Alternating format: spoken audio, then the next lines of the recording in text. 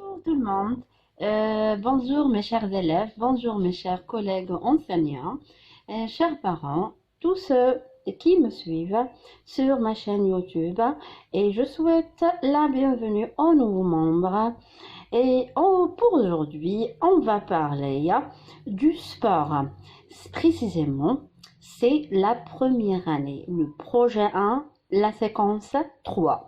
On va apprendre ensemble comment rédiger un texte explicatif sur le sport.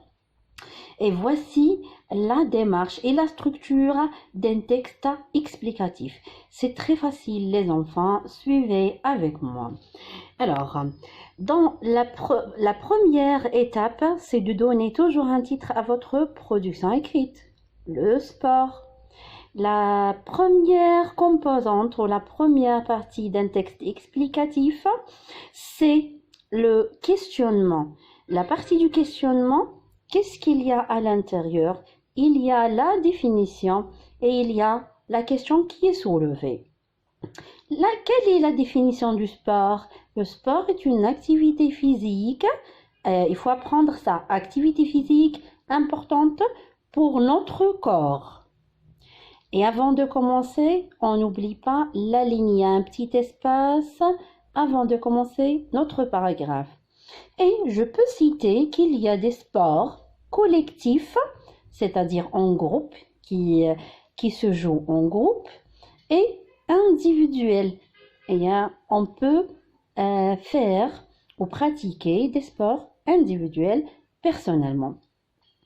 Alors, et la deuxième composante, c'est bien la question qui est soulevée. Quels sont ses bienfaits?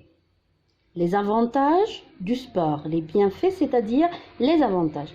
La deuxième composante, pour ceux qui ont suivi la première séquence avec moi, le texte sur la propreté. Voilà. J'ai dit qu'on utilise les connecteurs d'énumération d'abord, ensuite et enfin pour donner l'explication ou la réponse à la question qui est posée dans la première étape. Alors, on commence par le connecteur d'abord. Quels sont les bienfaits du sport? Le sport nous permet d'éviter l'obésité, devenir gros, prendre du poids. Il faut de rester mince. Le premier avantage, le premier bienfait, c'est on évite l'obésité. La deuxième idée ou la deuxième composante des bienfaits, c'est ensuite le connecteur d'énumération. Il entretient le verbe entretenir, c'est-à-dire le sport, il entretient quoi? Les muscles et l'état de nos poumons avec une bonne respiration.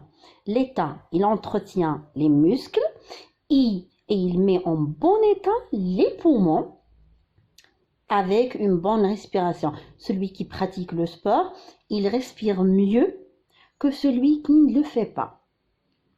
La troisième explication, enfin le dernier point qui fait partie des avantages du sport, enfin cette activité physique, pour éviter la répétition du mot sport, pour ne pas toujours employer par exemple le pronom personnel sujet il, je peux utiliser la composante ou une partie ou la définition que j'ai donnée pour le sport. J'ai dit que le sport est une activité physique. Je peux utiliser cette expression-là pour parler des bienfaits du sport. Alors, cette activité physique assure le verbe assurer. Apprenez ces verbes, s'il vous plaît, permettre, entretenir, assurer. La bonne circulation sanguine, c'est-à-dire notre sang, il va circuler très bien. La circulation du sang dans les veines. Et protéger le cœur, notre cœur. J'ai terminé la deuxième partie, la partie de l'explication. Et enfin, je vais terminer, je vais finir, je vais clore mon texte par une petite conclusion en laissant toujours un alinéa avant ma conclusion. Alors, la conclusion, c'est une reformulation de l'introduction, de la première partie. Ce que j'ai dit ici, je vais le reformuler, je peux ajouter une autre idée. Le sport est excellent pour avoir une bonne hygiène de vie. Alors, certainement, mes chers élèves, vos professeurs vous ont dit, que pour avoir une bonne hygiène de vie, et il faut être propre, manger équilibré et pratiquer du sport, c'est-à-dire pour vivre sainement en bonne santé. Alors sur ce, je vous dis au revoir, mes chers élèves, mes chers collègues enseignants, et laissez-moi vos commentaires et vos préoccupations et vos propositions, et je tiendrai compte de tout ça. Rabbi, Inch'Allah. Allez, au revoir.